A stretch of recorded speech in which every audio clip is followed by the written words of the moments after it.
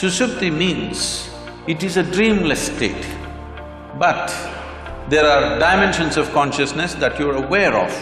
The neurological system in the body, if we have a way of monitoring that, I think the entire art of anesthesia could raise to a different level at a very minimum interference.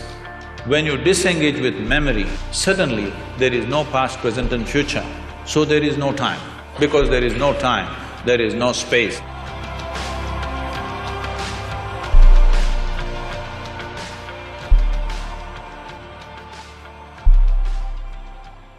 So I'll tell you why this started. 2 years ago, we were in a conversation with Sadhguru, and I asked him, we all know that anesthesia works, but we really don't know how it works, and can you shed some light on it? And he talked to me briefly, and then he said a statement which is, anesthesia, correct me if I'm wrong, Sadhguru, because sometimes I might be wrong, if I'm quoting you specifically, anesthesia cannot touch consciousness, it can only take away memory. I was blown away by that answer because that's not the way we think consciousness of. And maybe I thought, several days I've had sleepless nights thinking about maybe it's time for us to redefine the term consciousness itself.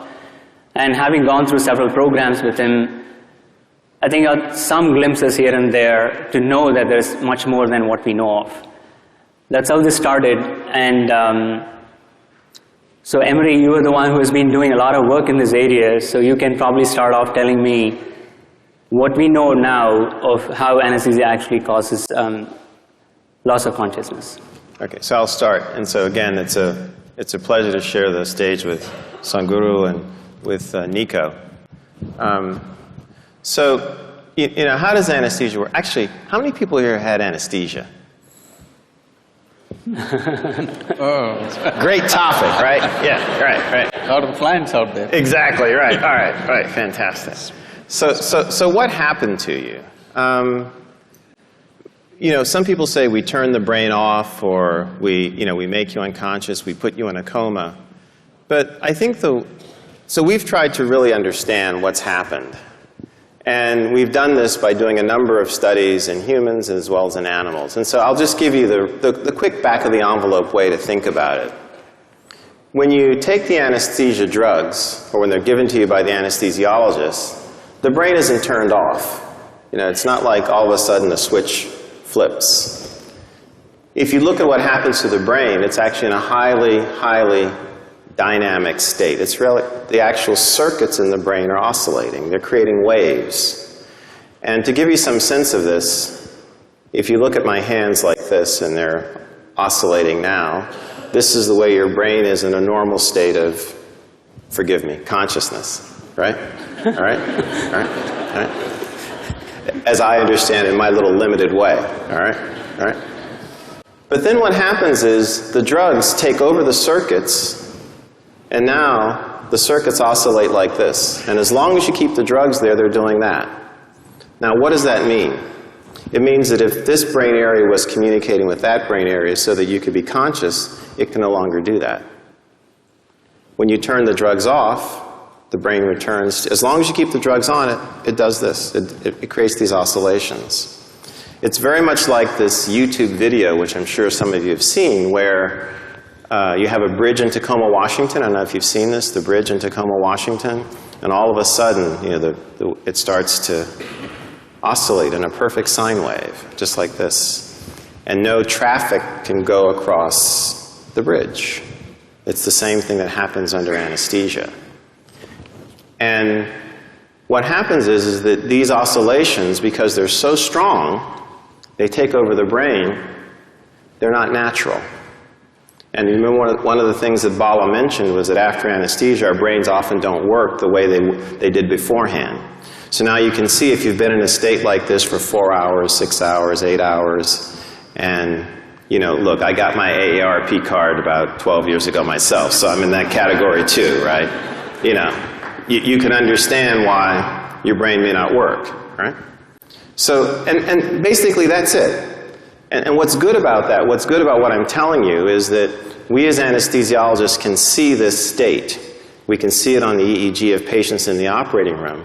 and we can use it to change the way we deliver our drugs. That's the practical implication of this. And then the other practical implication of it is that as we take anesthesia seriously, in other words, don't say, oh, we just give you drugs and you go away and you come back. As we take it seriously and study it, then we can start interacting with our neurology colleagues and make links between problems that they're working on. We can actually begin to have conversations with, distinguished individuals like Sadhguru, who can help us understand what is it we're actually doing on a deeper level. But if we haven't taken what we do seriously in terms of what's happening in the brain, we're not in that position. And that's where I'd like to think that we're trying to move the research now to, in other words, use anesthesia, the study of anesthesia, to help us connect with some of these deeper ideas about the brain, the mind, and also consciousness. Emery, do you have any thoughts on that?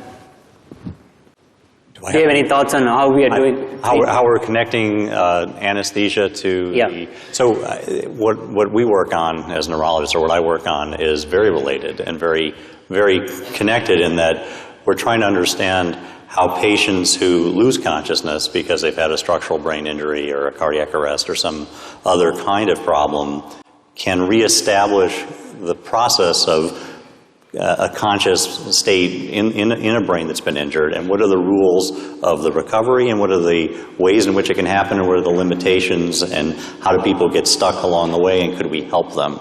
And it turns out that there's a lot of variation. Sadhguru. Namaskaram. Dr. Brown and Dr. Schiff, highly accomplished doctors in their areas of proficiency, but I'm completely unschooled. So, because for me, the only way I know anything I know is from my own experience. So my language and my expression could be a bit abrasive, or if it seems abrasive, please pardon me because I'm nearly illiterate. So, this, first of all, the nature of the language that we are speaking, I'm talking about the English language. This language is very good for describing and defining external things, but is very limited when it comes to internal dimensions of many aspects of who we are. So, if we have to use yogic terminology for this, what you're referring to as consciousness is considered as Jaagrithi, that means wakefulness. We do not consider wakefulness as consciousness. Wakefulness is the state of the body, wakefulness is the state of the mind, wakefulness is the state of the bioenergies within us, but that's not consciousness.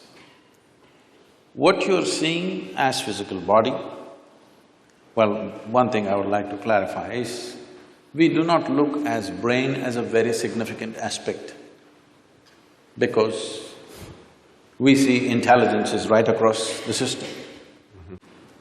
Generally, in most people's understanding, I believe, a combination of memory and intelligence is considered as mind. Am I right on this? If you take this as a definition, it is a fact that every cell in our body carries millions of fold much more memory than the entire brain can carry. Because these cells in the body remember even what happened 1,000,000 years ago. It remembers the skin tone of your forefathers from 1,000,000 years, nothing has changed. It never gets confused. So what you can carry in the brain as conscious memory, what every cell or every DNA is carrying is phenomenally more. And the chemical dimension of what is being conducted in every cell is far more complex than you could ever figure with your entire brain. So both in terms of intelligence and memory, the spread is much more. I think this entire focus on brain has come mainly because somewhere, probably pre-Renaissance time, we broke into this because that region, largely we're talking about Europe, where it was hugely dominated by very dogmatic belief systems. When people broke through that, nobody was supposed to think for themselves, everything was already said and done. When people broke through that and started thinking for themselves, thinking little freely looked like absolute liberation for those people. And I think that hangover still lasts in our education systems, in our medical sciences, in the very way we are approaching even fundamental sciences. That hangover, that thought is everything, is very profoundly influencing our social structure and our way of exploration. In the yogic sciences, we don't attach any significance to your thought. Whatever you're thinking, it's of no consequence to me. This is why whatever somebody is saying, we don't listen to them. We just feel them. We just feel them. What is their chemistry, what is their…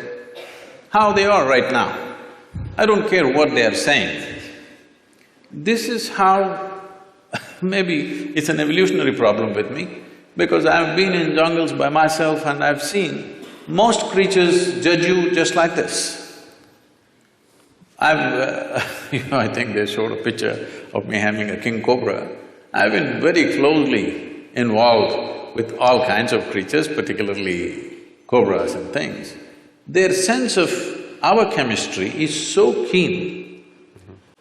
You can just go in the wild and just pick up a cobra. As you saw, I'm not holding him by his head, he's not a pet cobra. He's a king cobra.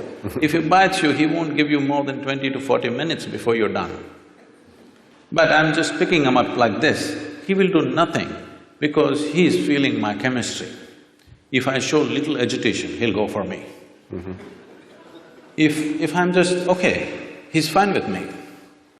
So, we don't attach any significance to thought, because thought is recycling of the data that we have already gathered.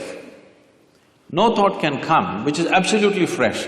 Permutations and combinations of the data that we already have. Right now, a lot of people coming up to me very fearfully and saying, Sadhguru, this artificial intelligence is coming, if they come, they will take over the world. I said, if they take over and run the damn thing, you're on a holiday, isn't it? But it is a fact that everything that we can gather as information, analyze and express and use it in many ways, all these things, machines will be doing it better than us in the next 10 to 15 years' time. Everything that is data-based processing, machines will do way better than us. So there is this fear. I think it's a very good time. This is the time we need to explore an intelligence beyond intellect. Because we have become so intellectual, we have become so brain-oriented in our approach to everything. As you rightly said, nothing is really turned off, we've just broken the communication. After all, the purpose is to go through something which is generally extremely painful without pain. That is how the entire anesthetic science has come up.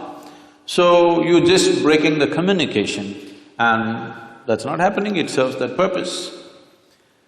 So, being wakeful and being conscious are two different things. This is described like this. For wakefulness, we have a word called Jaagrithi. Jaagrithi means you're awake. If 10 people, let's say we take sample of 10 people, they all fell asleep, don't do it, okay?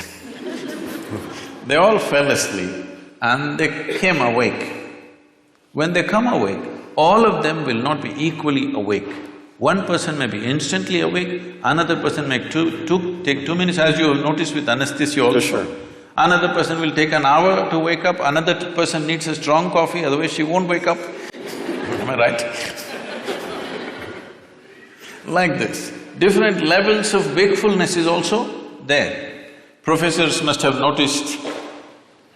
Yes, yes. In fact, the first few minutes of the day can be like that. Different levels of wakefulness in a classroom. So, this is Jaagrithi.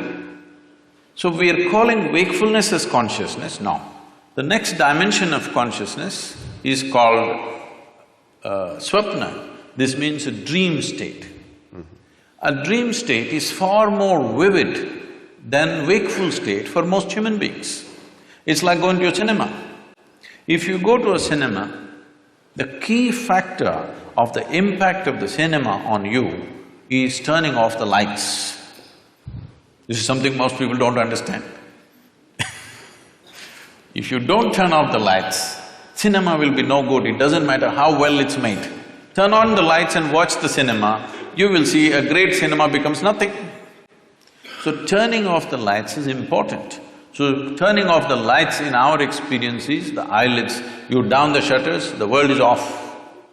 Now you start your own world. So dream state is like a cinema, it's far more impactful. People love their cinema stars more than the people that they've lived with for 25 years. But they have not even seen them, all they saw was play of light and sound. But that is far more impactful simply because lights are off. So, eyelid is that, if you roll it down, light should be off, world should be closed. But right now, the problem is this mental faculty has not been taken charge of, so it's running wild all the time with eyes closed. So this dream state is considered a more powerful state than Jaagrithi. Jaagrithi or wakefulness is important for performing action in the world. But for human consciousness, in terms of profoundness of experience, dream is always more profound than walking on the street. Yes, most of you have experienced this. The next state is called a susupti. Susupti means it is a dreamless state.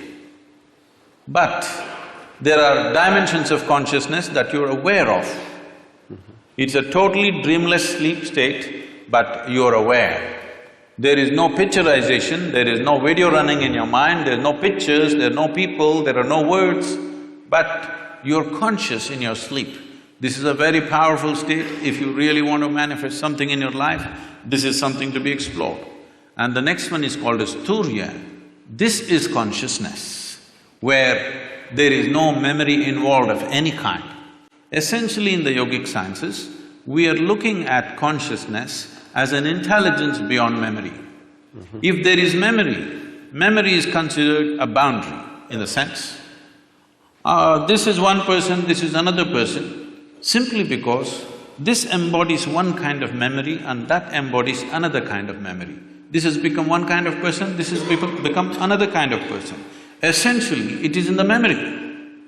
Memory does not mean just what I remember and you remember. Genetic memory is there, evolutionary memory is there, elemental memory is there, atomic memory is there, karmic memory is there. Inarticulate and articulate memories are there, but generally we are thinking memory means consciously what we can remember. But today, if we eat dog food, we'll not become dogs. Something within us remembers, no matter what you eat, this has to be only transformed into a human being. It doesn't matter what you eat. If you and a cow every day eat a mango, no merger will happen. Perfect memory is established, evolutionary memory is absolute. So, these different dimensions of memory are playing on a daily basis. People are thinking their thoughts are free. It's a joke because your memory is determining everything. So, largely in one single word we call this karma. Karma means the residual impact of all the memory that you have, how it is impacting every thought, every emotion, every action, the very way you sit and stand. See, if you see somebody walking far away, let's say half a mile away you see someone walking, if he's your friend, just the way they're moving their body, you say, oh, that's him. There are 7 billion plus people, but this particular man walks in a unique way, all right? Just two-leg walking, everybody walks, but still it is so unique. So this is what we are referring to as karma, that the residual impact of memory, varieties of memory. We recognize memory as 8 basic forms of memory, which are determining how you are right now. The very way you sit, stand, breathe, understand, perceive life is determined by this memory. But there is an intelligence beyond memory, which we call as Turiya or Chitta. This is consciousness. Now, every one of us is conscious. The question is only of degree. Even a rock is conscious, a dog is conscious, a pig is conscious. The question is only of degree, how conscious. Even among us, how conscious is different from person to person. So, this degree of consciousness determines everything. Now, if we have to give an analogy, what is memory is like, I'm sure every one of us at some stage in our life, I don't know if you're still doing it, we blew soap bubbles. Did you? Hello? Come on, everybody raise their hand for anesthesia. Did you?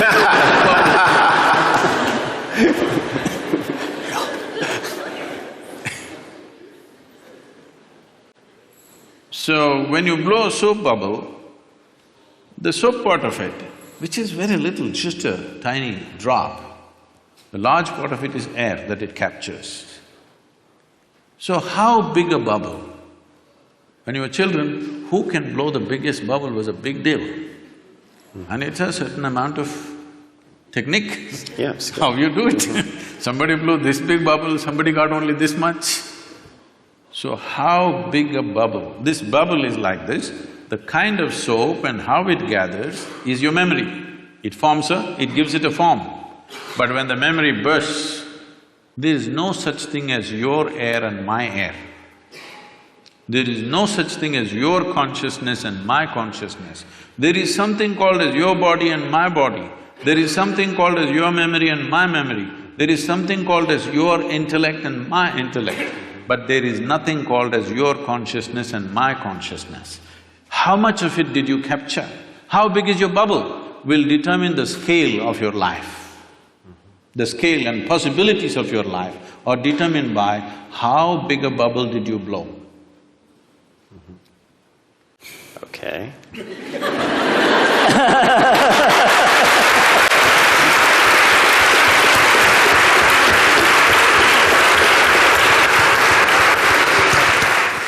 Well, let me pose you a question, Sadhguru.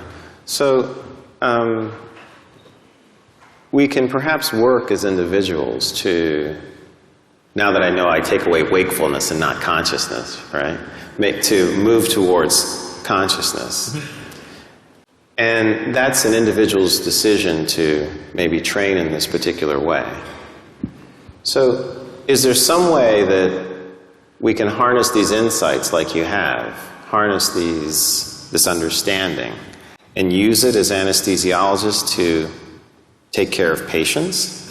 Because if we can reduce it to, or if we can adapt it, I should say reduce, if we can adapt it in that way, that would be very, very helpful, because we would be using the powers in a way that would control, have to use the word, the brain, in a way that would be perhaps more physiologic. I'm not the expert in the subject, but because you're asking me the question, I'll say something. But you're the expert in anesthesiology, is it? Yeah. I'm sorry. in my simple understanding, anesthesia as a process has come into being in this world, or is existing right now, because there is pain. Pain, when it happens to us, is a bad thing. Nobody wants pain. But at the same time, if there was no pain, most people would not even know how to preserve their own body. See, wherever there is no pain, in how many ways they've cut it. Suppose there was no pain in your nose, they would have cut it in various shapes. It's part of the fashion. If there's no pain at all, believe me, they would have pulled out intestines and swing it on the street and go. You have any doubt about that? None whatsoever. So, essentially because there is pain in the body, and pain is a protective mechanism. Because most human beings still don't have the necessary intelligence even to preserve themselves. If there was no pain, even if a bicycle comes, people step back, don't think this is out of civilization. Consequence of pain. Because no pain, even if a truck comes, they would just walk. Yes, they would. So, because of pain, so pain is essentially a protective mechanism for us. Without it, people wouldn't know how to stay alive, how to stay in one piece, they would have cut themselves into pieces. So, but sometimes, as what is called as surgery, is in some way cutting people up. Sure. So it has become a necessity to cut someone. How to cut them? With minimum amount of disturbance to the system. That's the whole effort. So in this effort, as you said, essentially you're disengaging different parts of the brain. I don't know if it's an exact science or it's generally getting disengaged. Whichever way, is it getting effectively disengaged that people go through surgeries without even knowing what happened? When something major was done to them, their ribs were opened up and ribcage was opened up, heart was opened up, brain was opened up, they don't even know what happened. Very innocently, they wake up after a day or so, whatever amount of time. So this is anesthesia. How could we use… See, one dimension, because when we were speaking in the room, when you said, essentially, if I'm wrong, please correct me, you're monitoring the physiological systems of heartbeat, blood pressure and temperature, brainwaves, whatever else, the physiological factors. If… I don't know if it's even a possibility, but if you find a way to monitor the neurological system, ignoring the physiological system completely. See, the concern may be the moment you put somebody on the table and start opening the body, the concern of a doctor or a surgeon may be that you don't want him dead on the table. So you're watching his heartbeat, you're watching his pulse, and you're watching his all the other parameters. I understand and appreciate that concern, but instead of… okay, let's leave the physiological monitoring as it is, but if we have a way, I don't know if there is a way in the medical science, if we monitor the neurological system, not just the brain, the neurological system in the body, if we have a way of monitoring that, I think the entire art of anesthesia could raise to a different level at a very minimum interference. It could happen, because why I'm saying this is, there is something called as marma in yoga and also in what is called as kalari in South India. It's a certain form of martial art. Marma is a way of killing the pain completely at certain moments when we want to, just by touching certain parts of the body, handling body in a certain way. So essentially what we're doing is, the neurological system, we're shutting it off. And there is no pain at all. We can go ahead and do what we have to do, and only when we release it, the pain will come back. So, using that as a basis, I'm saying, if medical science has a way of monitoring the neurological impulse as it's happening, and if there is some way to introduce anesthetics in whatever form that you use, I don't know all the cocktails that are used, but if it is done properly, probably, I'm just guessing, I'm not an expert on this, probably with 2% or 3% of your medicine, you could still have the same effect on the patient. Because how you use any medicine on the body and how you use it on the neurological system, I would say 1% of what you use on the muscle, if you use it on the nerve, it will produce equal effect. But it's interesting, because I think what you're saying has contact also with the work that we do in the recovery phase, and there are people now looking very carefully at cardiac and brain interactions. And they do signal some of these changes, and it's suggestive. I mean, that maybe more of the body could be engaged in the way we think and measure, and that makes a lot of sense to me, actually. Can I ask you another question? So I did a little reading about you, and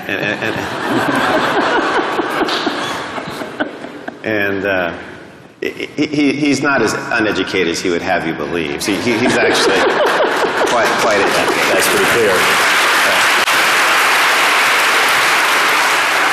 And I was curious because I think it was back in 1982 when you had like your first enlightenment experience, I think. And there's a story here. So you mentioned how it seemed like only 10 or 15 minutes had gone by. But what had happened is that you'd been out in this state for like maybe 4 hours or so when you came to and looked at your watch. The analogy is this is what people under anesthesia report all the time. In other words, they have this sense that no time has passed. You were not around that day.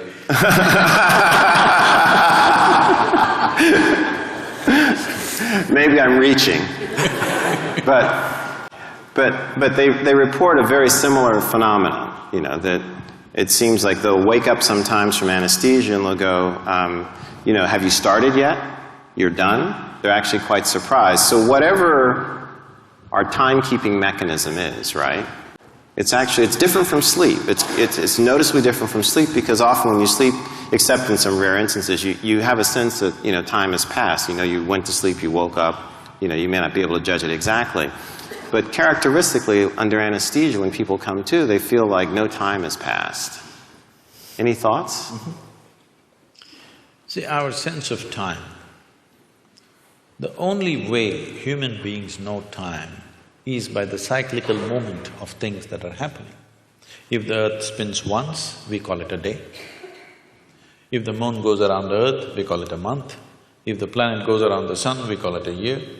Or if the clock goes around, we call it an hour. Mm-hmm. So only by cyclical movements we know time.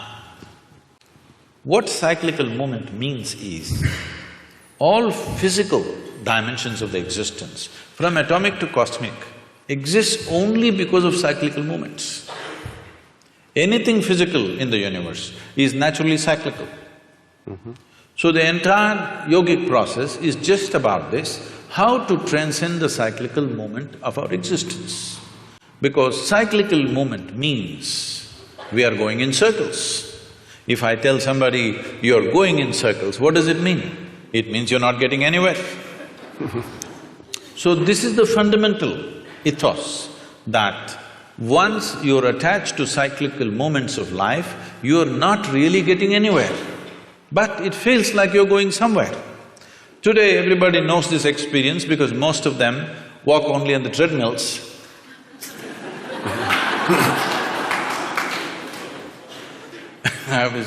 I was in conversation with Ed Bagley, who's an environmentalist, and he said, if somebody from another planet comes here, some aliens come here and see, we drive to the gymnasium and then cycle inside the gymnasium on a stationary bicycle, what will they think? Right. So, cyclical movement signifies physical existence. Mm-hmm. Physical existence, as today fundamental physics is talking about it, forever the yogic sciences have been saying this, it is a minuscule of the larger space. Mm-hmm. It is just some 0.000 some percentage, negligible percentage, all of us together, and the planet and the universe and everything. The physical universe is just way below 1% of the cosmic space. That is true even with the individual atom. Even in the individual atom, the substance is way below 1%. So this minuscule is our engagement. How I see in my experience is, it's only the footprint. We are so engaged with the footprint I have been in the jungles of South India for long periods of time. At one time I was involved in tiger census. So for days on end we followed the tiger's footprints. We saw only the footprint, we have not seen a damn tiger. So till you see the tiger, by footprints, whatever imagination you have, tiger breaks it for you. When it growls at you, it's all gone. All the… you studied the footprint, you thought you understood and how he does things, his behavior, everything you understood by his footprints, how he moves, what he does. But when you see him, all this knowledge you gather vanishes in one moment. Fortunately, he didn't make breakfast out of you, but even just seeing him, everything vanished. So right now, we are just studying the footprint. Consciousness, the remaining 99 point whatever percentage that is there in the atom, that's there in the cosmos, this is consciousness. An atom has captured a minuscule of consciousness. You and me have captured the largest amount compared to any other creature on this planet. That's why we are at the peak of evolution, that we have captured the largest. But time we know only because of our involvement with cyclical movements. Once there is no cyclical movement, or in some way if you get disengaged with the physicality of your existence. When I say physicality, everything that is physical about you is accumulated over a period of time, isn't it? Sure. It's an accumulation. Now, everything that's mental about you is also accumulated, the content, I'm saying. The framework may be there, but the content is all accumulated. What you accumulate cannot be you, isn't it? It can be yours, but it can never be you. So once there is a little disengagement with the physicality of what you have gathered, suddenly there's no sense of time nor space. What is now is then, what is then is now, what is here is there, what is there is here, everything gets like this. It's very beautifully expressed. The Adi Yogi, the first yogi, over 15,000 years ago, he said this. People, his disciples, squeezing him, asking, what is the nature of this existence? Where does the cosmos begin? Where does it end? He laughs at them and says, I can pack your cosmos into a mustard seed. Wow. So just make sure we understand.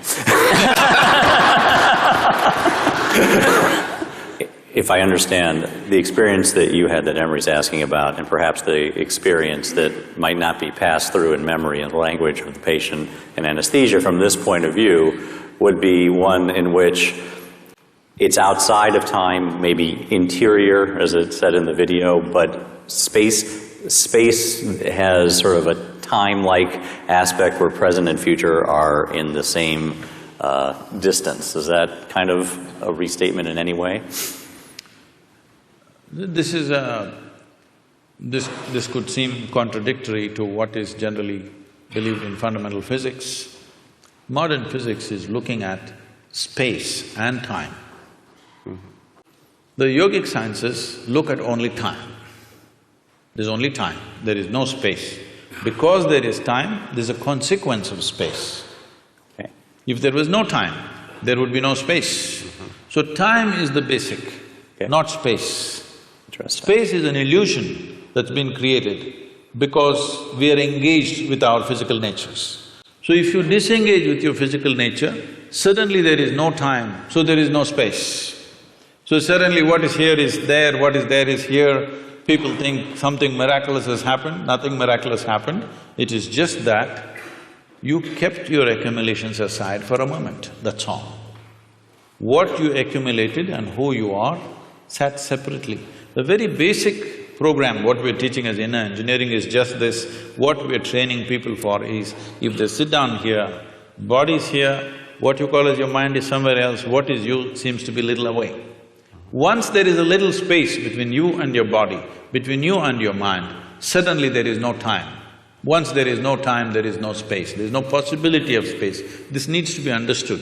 We have a common word both for time and space. We call it kala. Kala means time. Kala also means emptiness. So emptiness means space. So this hall is empty, that means there is space here. We say when the hall is full, we say there is no space here, that's what we mean in a simplistic way. But the same word is employed both for time and space because space is bred by the time. If there is no time, there is no space. Right now we are understanding time as cyclical movements. So we are looking at time in two different dimensions, Kala and Mahakala, the greater time. The greater time has no cyclical movements. Cyclical movement is because of physical nature. Because of physical nature, there is time in terms of birth and death, in terms of initiation and expiry of everything that happens. Every atom, every electron, every proton, somewhere has an age. Even the very planets and the solar system and the sun has an age. Sometime it is begun and sometime it's going to end. Whether it's going to be a bang or it peters out is is something we can debate. Sure. But physicality is not perpetual. It begins and ends. Because of that, we are looking at time in that sense. But there is time beyond cyclical nature. This we call Mahakala. Is there some logical way of explaining it? No. It is just that when you disengage with physical nature, which is the main purpose of yoga, because otherwise, when you engage with your physical nature, you engage with your memory. Your body is just memory, variety of memory. 8 different dimensions we are talking, whether we see 8 or 4 or 1, it doesn't matter. This has taken a particular form only because of memory. It is functioning in a particular way only because of memory. So when we disengage with physical form, we are disengaging with memory absolutely. When you disengage with memory, suddenly there is no past, present and future, so there is no time. Because there is no time, there is no space, there is no distance, there is no possibility of this and that. Since I have you here… I'm yours. No, thank you. Professor sir. No.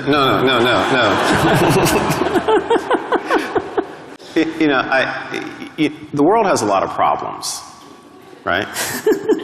And, one of the things that we need to solve, and we were talking about some of this, just as we were sitting down there before the program started. Can I correct that question a little bit, sir? Sure.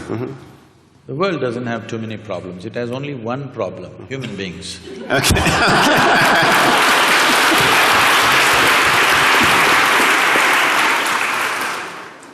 So if we could focus on that one issue. All right. What do we do? How do we use, the insights, the understanding, the enlightenment that you have to go after some of these issues? Because they're very real and they threaten us. See, by every definition that we have made, we have defined ourselves as the most intelligent creatures on the planet. These are all our definitions. I don't know if the insects agree with us. But by our own definitions, we are the most intelligent of the species. So our understanding is right now, whoever dominates must be most intelligent. So for which we are paying a lot of price. Whoever is right now in domination, he is the most intelligent. If you go by that, we are the most intelligent. Maybe we are the most intellectual, yes, of all the creatures. But we are not the most intelligent because we don't even know what to eat after these millions of years. Hello? Even now research is going on, what is the best thing to eat? If you put something in front of your dog, one sniff, he knows whether to eat or not to eat.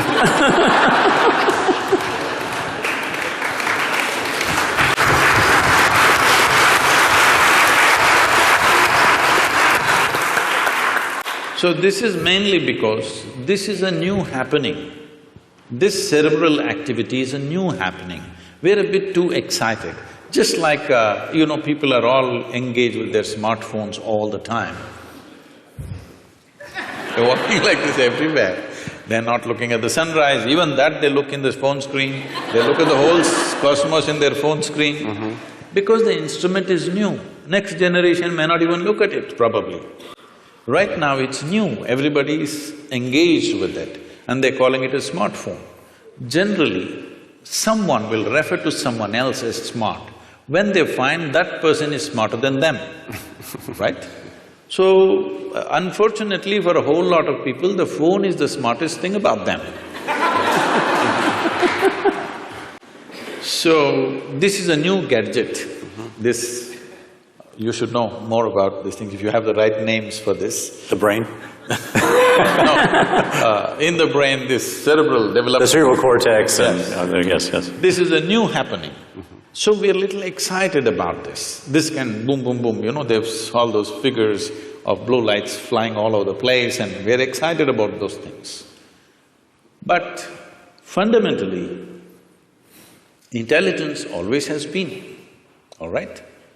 It might have found expression in the form of thought, which gave us the capability of language and many other arts and music and things. It gave us various capabilities, there's no question about that. So only a very few, very small percentage of people used it that way. Rest of the people are using their intellect just to freak the hell out of themselves. You're only handling injuries or you're also handling people going off? I only do neurology. Okay. I'm not board certified in psychiatry, if that's the question. If they're neurotic, you don't deal with them? Not trained for that. Okay. They all come not professionally trained for that. A lot of them come to me. You're lucky. So, this is essentially like you have a new gadget, but you have not read the user's manual. You're doing something with it. Human suffering that you see, human beings are suffering on various levels. As a doctor, you're probably seeing physical suffering in terms of ailments and surgeries and whatever they go through, injuries and stuff. But I'm seeing a different level of suffering. People who have no ailment to complain about, but they suffer deeply. People without any ailment suffer far more than people with ailments. At least if you have an ailment, you have a good excuse. Most people don't have an excuse, simply sitting, standing, they suffer. Everybody has found a reason. Why? Well, somebody is suffering because they are poor, they're suffering their poverty. You make them rich, they'll suffer the taxes. They're not educated, they couldn't get into the school, they will suffer. Get them into the school, you've seen them suffering here. To the best school, they will get in and suffer. They're not married, they suffer, get them married.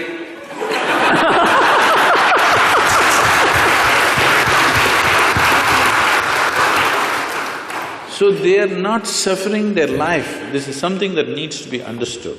They're not suffering their life. If you ask them what they're suffering, they're capable of suffering what happened 10 years ago. Yes or no? 10 years ago something happened, they can still suffer. And they are capable of suffering what may happen day after tomorrow already. So essentially, their suffering is not about life. They are suffering two fantastic faculties that only human beings have. No other creature has such a vivid sense of memory as we have. No other creature has the kind of fantastic sense of imagination that we have. They're suffering their memory and their imagination, they're not suffering their life, isn't it? They're only suffering their memory and their imagination. If you take away a part of their brain, you definitely know which part it is. If you take out some part of their brain, whatever that part, they will all sit very peacefully, maybe even happy, I don't know. Because I find, I just met a lady a few months ago. I was in Mysore, my hometown. I just went to visit someone and I was just entering a building, a very small built old lady, maybe she's over 75. She came smiling at me so sweetly and just asked me, "How are you?" I said, "Ma'am, I'm well. How are you?" And then I went up, I never forget faces, but this is not a face that I know. Then I went up and after half an hour I came down, again she came to me with a very sweet smile and she said, "How are you?" I thought, okay, and then I said, "Okay, I'm doing well, how are you doing?" Then somebody came and said, poor lady, she's just lost her memory. But I said, it seems to have done wonders to her. She's just so exuberant and joyful. So, a whole lot of people, when they lose their faculties, they become better. This is the unfortunate nature of our existence, that our capabilities have become our problems. If our incapability is our problem, that is understandable. But when our capabilities become our problem, we are heading for a disaster. Yes or no? This is a tremendous capability. This cerebral development is a tremendous capability, but now that is what we are suffering. Our fantastic sense of memory and imagination, we are suffering this. And no wonder so many people are losing their memory, because many times in their lives, consciously, unconsciously, they're wishing they could forget something, and they will forget one day. When they forget, suddenly it becomes an ailment, but they were always wishing for it. Every day, a whole lot of human beings are continuously wishing and praying, I wish I can forget this. But when they forget it, then they become a case. So, this dimension of what we are looking at is not about forgetting, it is not about reducing your thing. See, every day people are taking their own anesthesia. They call it whiskey, they call it wine, they call it their own thing. They kind of, just dull your memory, dull your imagination, simply sit there. It feels peaceful. Next day morning again, everything is back anyway, unless you have a hangover. But people have found their own ways of anesthesia. For sure. And people are using many things, of course, more advanced developments have happened in that level of anesthesia also in recent times. Right. So, essentially, whether you pray, I want to forget all these things and live happily, or you drank a glass of wine, or you doped yourself, or you're on LSD, or you put them on anesthesia, essentially they're all moving in the same direction. You're doing it for a specific purpose for a limited period of time, but they're trying to do it to their life. And one day, when they lose their memory, in a way, unfortunately, they've succeeded their intent. This is the misfortune. Because people are driving themselves towards that. People are trying to think, today in the world, people think there is something called as sanity and insanity. There's no real line there. It's a line that you manage by yourself, with your own discipline and your own perception. Is there really a line called sanity and insanity? Tell me.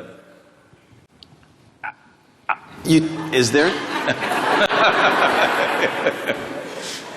See now, it's like this. What you think is normal, somebody else thinks is crazy. Is it not happening all the time?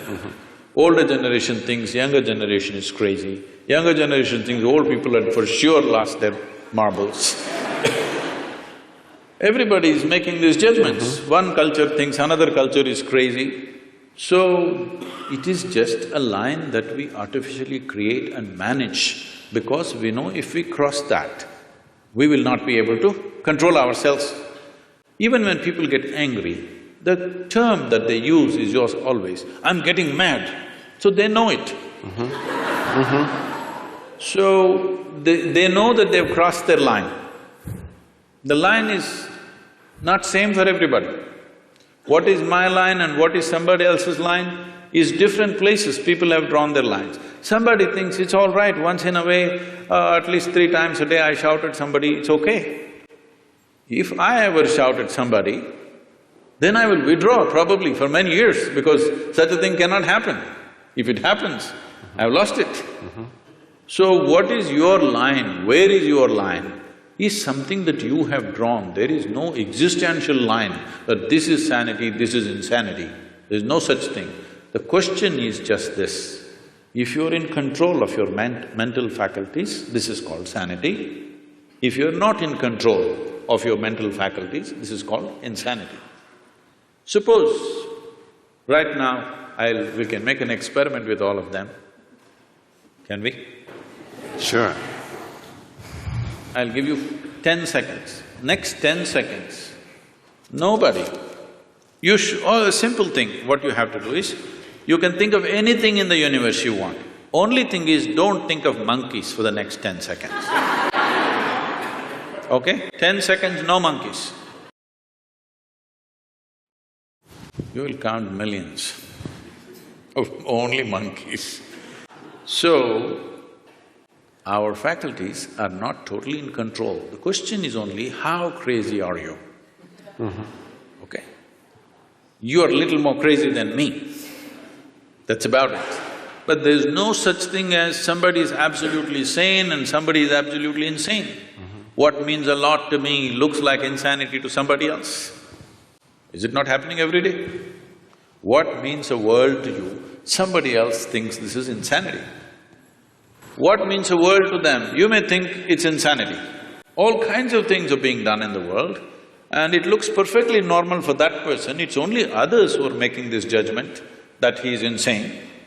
Only thing is, if what is out of control goes to a point where it causes active harm to himself or to people around him, then we are diagnosing him as totally insane. But there has to be some sort of agreement, and I'll just call it that, so that we can have a functional social structure, right? So, you're saying sanity is a social thing.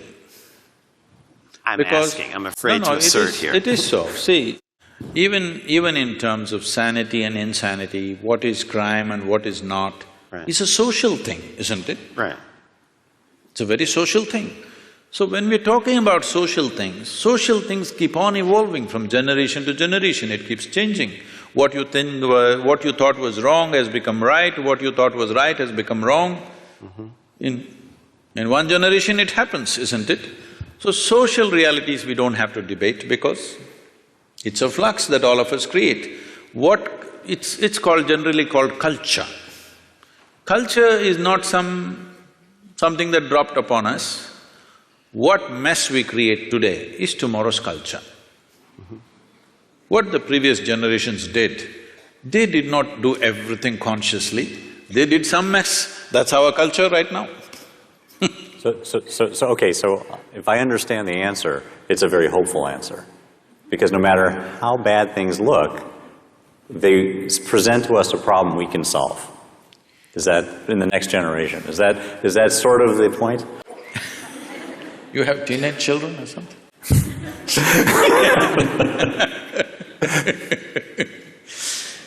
I'm not trying to define that. All I'm saying is do what you want, you cannot define this because as you said, it's a social process.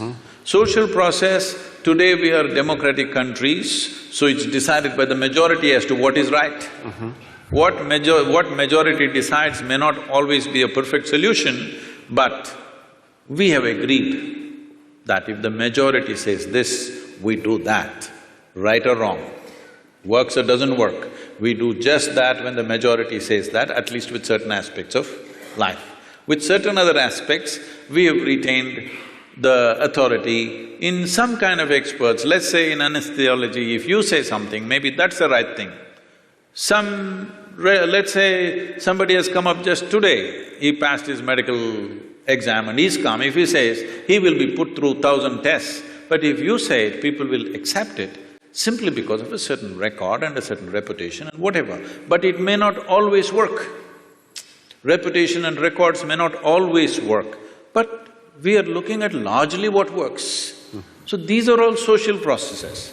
Without going into that, when we talk about anesthesia, when we talk about disengagement, or when we talk about meditativeness, this word meditation in English language has to be cleared because we've been going through that.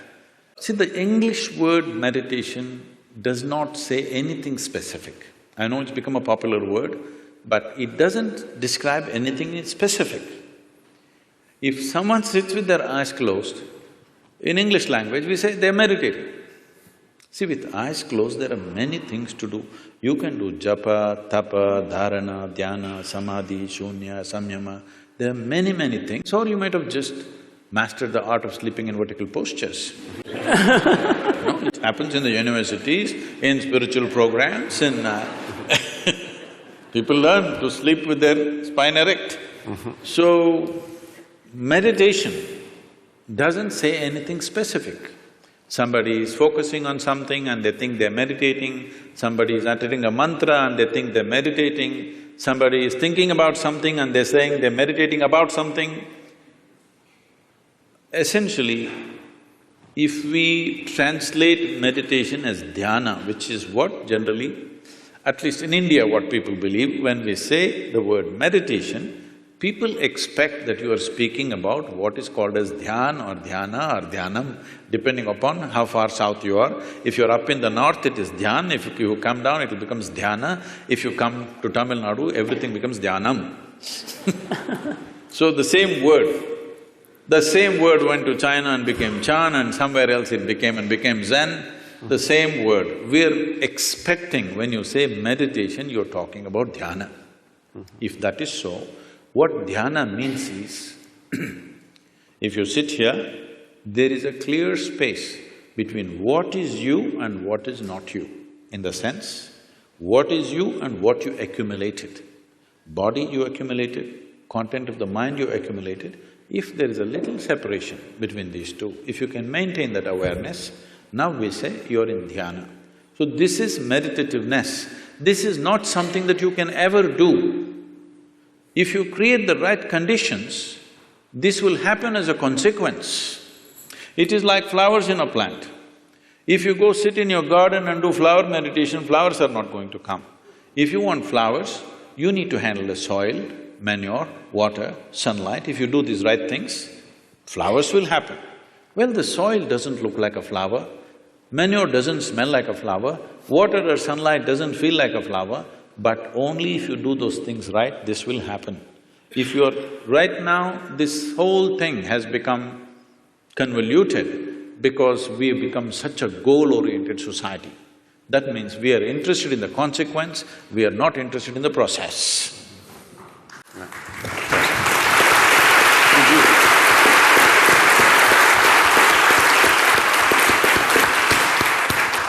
So we have… we'll move on to the question answers for the audience and also the researchers here. We began this conversation with a discussion of levels of consciousness of… maybe I'm taking us down to a lower level that befits my character. But I'm wondering, one of the things Dr. Schiff you asked is, as people are recovering from certain kinds of processes, maybe they're entering different states of consciousness that science has not yet, learned about. I'm wondering if that theory is necessary because we know about the plasticity of the brain. I think Baki Rita, is that the gentleman who talks about plasticity of the brain and extraordinary things that the brain can do to recover functions in different parts as it's damaged. That's one, and maybe that's a more technical question. I have a larger question for Sadhguru. You spoke very eloquently about memory, intellection, asking us to put those aside. And I'm trying to understand exactly what you mean because I haven't caught it, I'm sorry to say, because it seems to me those are the unique or extraordinary things about us as human beings, right? The fact that we have this historical memory going back to Mesopotamia and beyond, in India, thousands of years, and also as individual human beings, and intellection, which allows us to build spaceships in addition to sit here and listen to you. So I'm not quite sure how you mean for us to leave those aside or place less value on them. I did not talk about devaluing them or leaving them aside. What do you think? Is this planet round or flat? I suspect it's quite round. Really? You suspect it's round? You're not sure?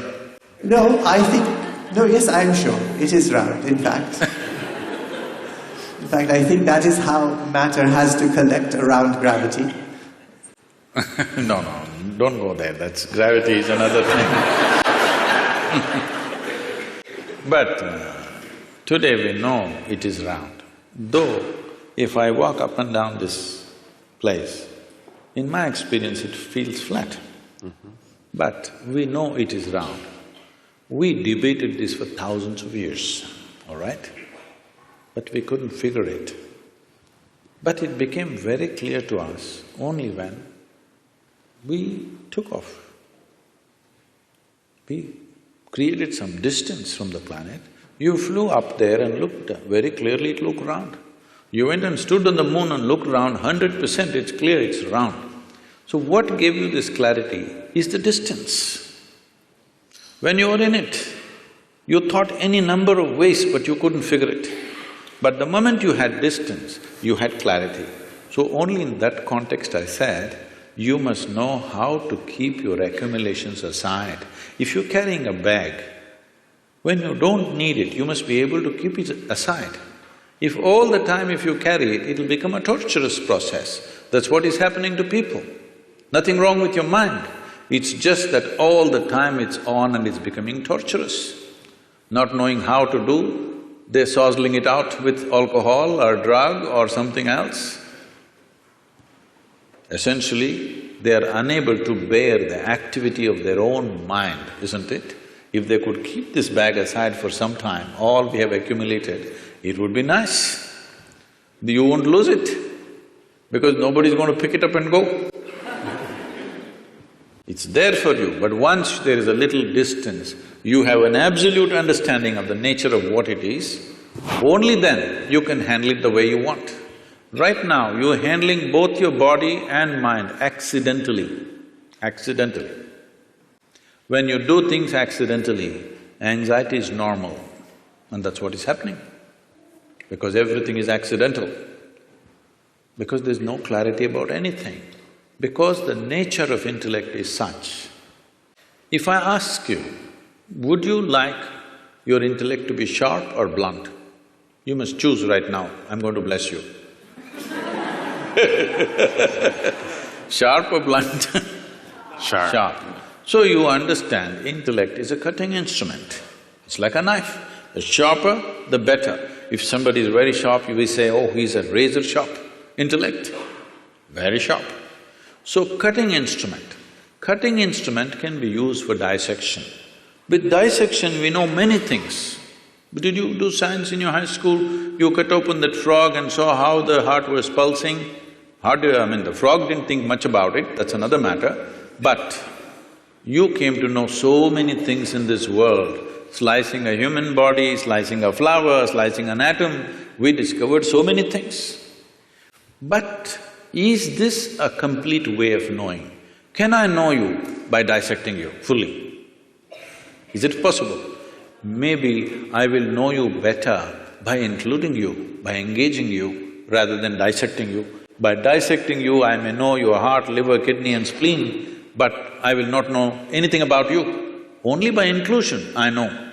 So, you are using a cutting instrument, or let's say you take your knife and try to sew your clothes, you will have tatters. So this is what is happening with approaching everything intellectually. Everything is going into tatters. We are trying to sew with a knife, it's not going to work. There are other dimensions of intelligence. We, in the yogic way of looking at things, we look at human intelligence as 16 parts. Out of the 16 parts, to make it simpler, we can make it into 4 categories. It's called buddhi, ahankara, manas and chitta. Buddhi means the intellect, it's the front end. This is essentially a survival kit. Without your discriminatory intellect, you wouldn't be able to survive on this planet. You have to discriminate. Now here a deer came and here an elephant came, you should know which way to go, otherwise you wouldn't survive. Discrimination is constantly on, which is keeping you alive right now. Otherwise you wouldn't know whether to walk into the… whether to walk on the sidewalk or in the middle of the road, you wouldn't know. So there is a discriminatory process which is keeping you alive. It's a survival instrument. Without it, you cannot function. How does this survival instrument function? What is its nature? We will not go too much into that because they're timekeepers. But it is something that everybody knows. The next dimension is called ahankara. Ahankara means identity. What kind of identity you fix That is how your intellect will work. Right now you sit here and say, I'm an American. This thinks and acts like an American all the time. Or I say I'm an Indian, it thinks and acts like an Indian. In India, there's a classic thing happening in our own generation. It was all one nation. Somebody drew a line and said, this is India, this is Pakistan. Suddenly, some line that somebody drew and nobody knows where exactly the damn line is, still the dispute is going on. All right? But suddenly, if you're on this side, you have one kind of emotion and thought, if you're on that side, you have a completely different emotion and thought. Just a piece of cloth, I mean a flag, if you look at it, tears will come to you. People are willing to live for it and die for it, all right? So that is how it is, identity. The moment you identify with something, your intellect serves that identity always. If you say, I'm a man, it always functions as a man. If you say, I'm a woman, it functions that way. If I say I'm this or that or whatever, race, religion, nationality, anything, the moment you identify with something, your intellect is striving only to protect that identity and support that. That's how your intellect is functioning. In modern societies, we've done nothing about this. People are getting identified with football clubs. They're nations by themselves. Yes? Oh, yeah. Football club is a nation by itself. People are willing to fight for it and die for it. Because we have not cultured an identity. When a culturing an identity means, in India there was a system, now unfortunately it's largely gone, though still some part of India still has this. First thing before we start education, it's called Vidyarambham. Before you start education, the first thing is, you must take an universal identity, cosmic identity. Only then education is given to you, because education is empowerment. You should never empower a limited identity. If you empower a limited identity, violence is a natural consequence of that.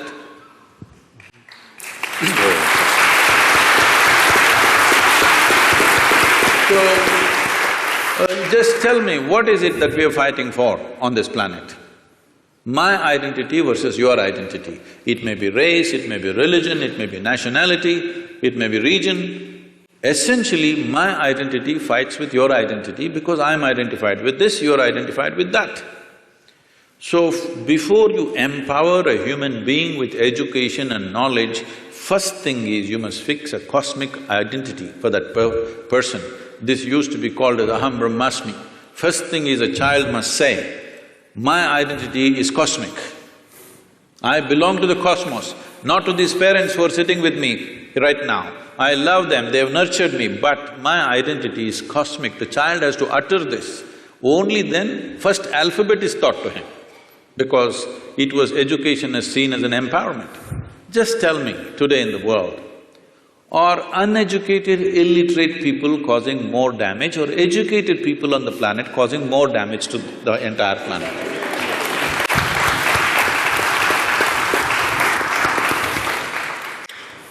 So, it is just unfortunately, empowerment is happening without fixing the identity.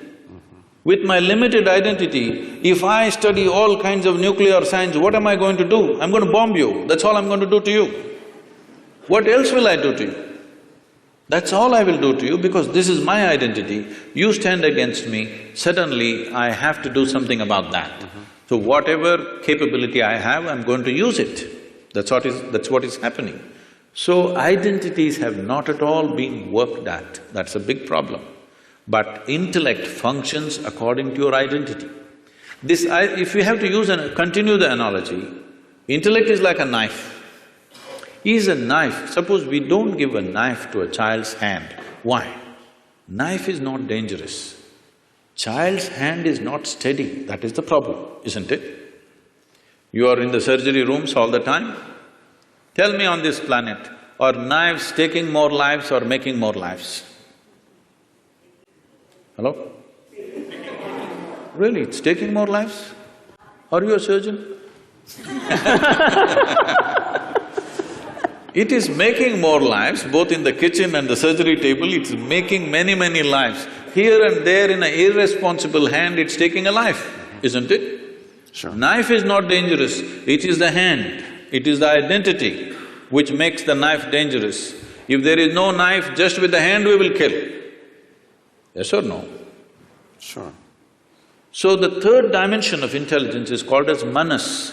This manas is the silo of memory, which we were talking about, 8 different dimensions of memory: elemental memory, atomic memory, evolutionary memory, genetic memory, karmic memory, inarticulate memory, articulate memory and conscious memory. 8 dimensions of memory, everything that's happened from the beginning of creation here on this planet, from amoeba to now, everything, the memory of it is there in the body in some form. And every day you're using this memory in an unconscious way.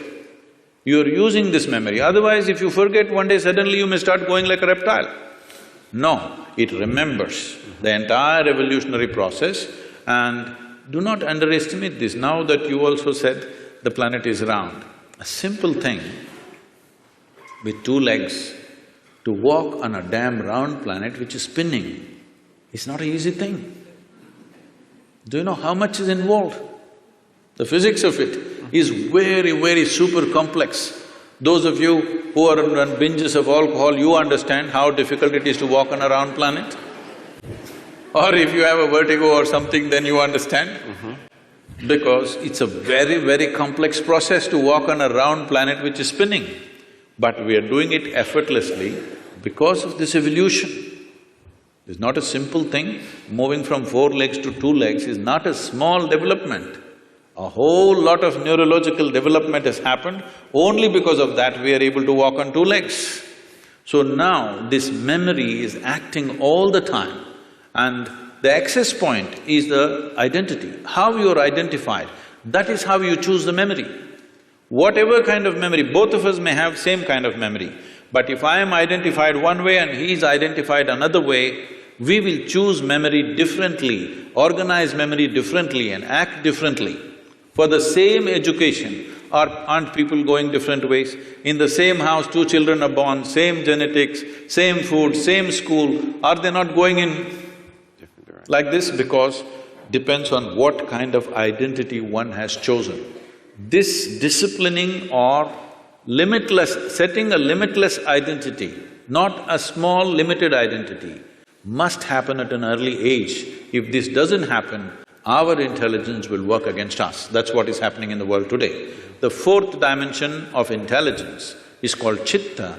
This is unsullied by memory. This is an intelligence unsullied by memory. There is not an iota of memory in this.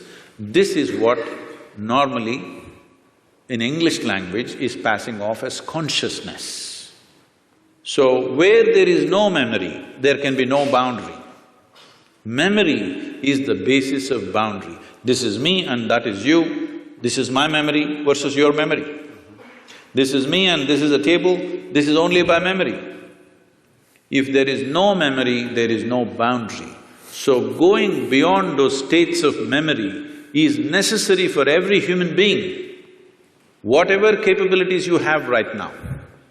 Because of our explorations, our knowledge, our science, our technologies, well, this is what is eating up the very basis of our life also, isn't it so? The planet is going away. We have no solution for that, but we're going on simply because we have explored bits and pieces without grasping the entire dimension of what it is. Consciousness means that you went beyond the boundaries of your memory and grasped life as it is.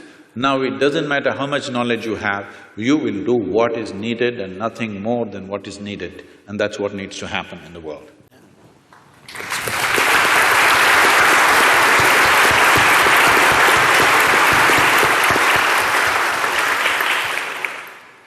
So I want to hear about your thoughts on near life-death experience. A lot of people have in surgery said that, middle of the surgery they could come out and see what's happening, see the conversation, what the doctor is doing. So just a thought, do people really die at the time, or they reach some moksha or heaven, come back? Near death? You mean near death? Yes, you near said death. Near life, so I was wondering what…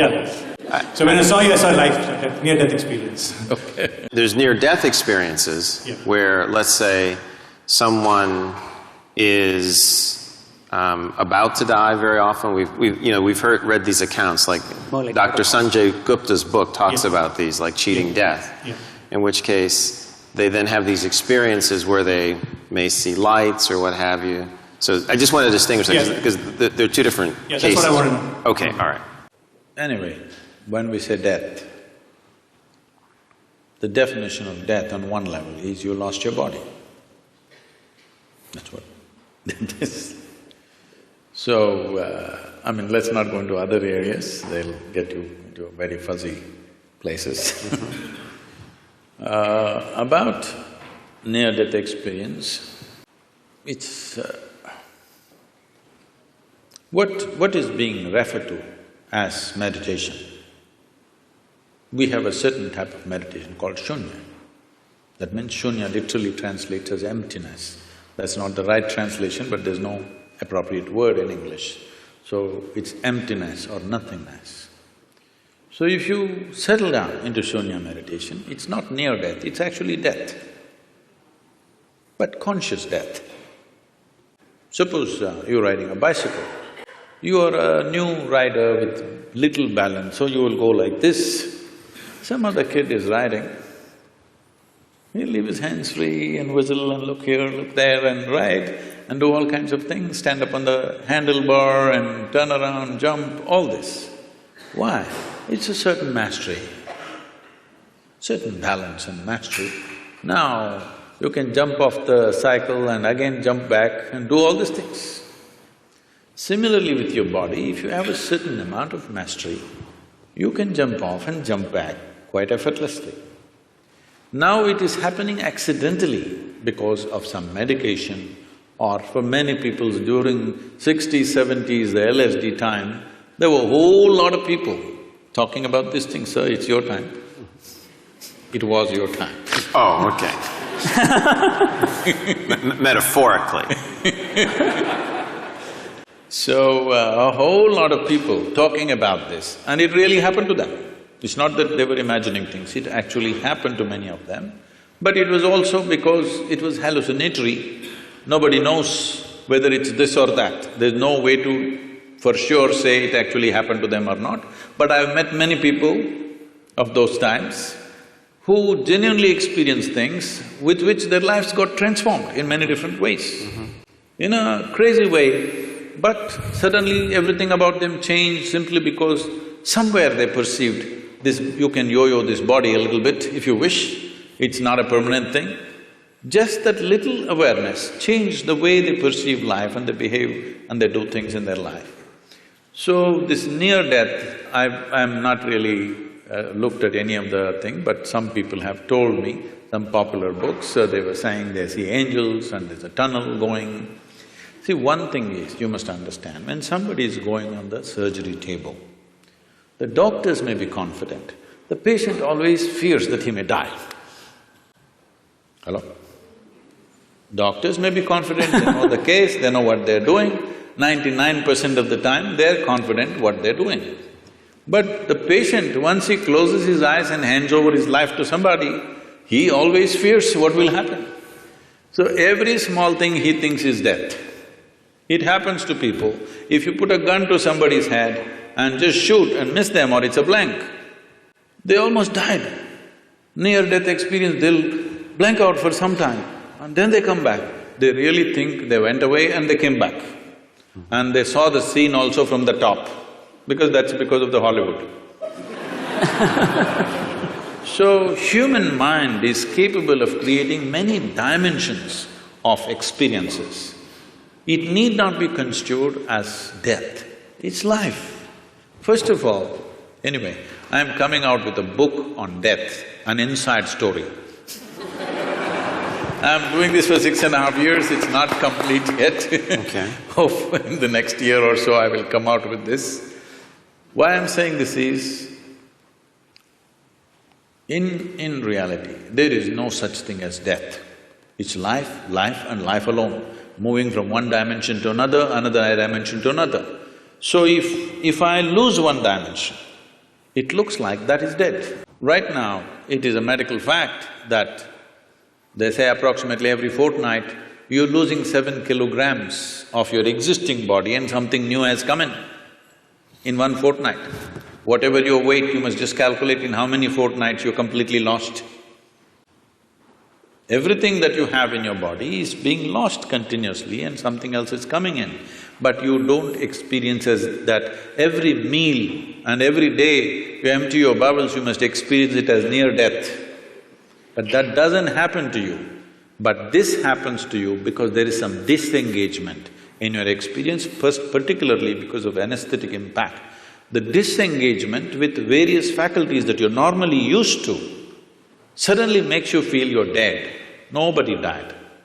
It's a completely wrong perception. Yes, every moment of your life, if you are willing, if you are not entangled with situations and your own thoughts and emotions, there are many things you can perceive right here. Right here, sitting here, you can look at your life from there, okay? This is not near death, this is life. But because, as I said, loss of faculties works out well for a lot of people, unfortunately. It's not a good thing. This happened. A man met a close friend of his that he knew very well when they were in the university together, after 25 years break. So he invited home for dinner, he went, and being an Indian household, the wife was serving and these two men were eating.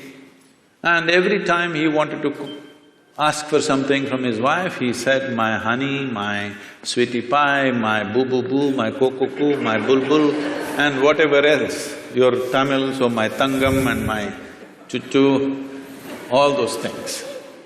So after the dinner was over, the friend was leaving and he said, you are having an amazing life, aren't you? I'm married with my wife for 15 years, we can't even look at each other's face.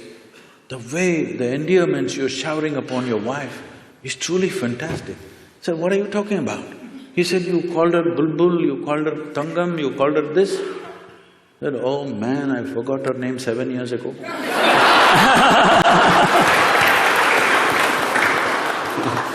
Loss of faculties, unfortunately, work very well for a lot of people because they're suffering their faculties. The greatest faculties that have come to us after millions of years of evolution, unfortunately we suffer because we have not read the user's manual.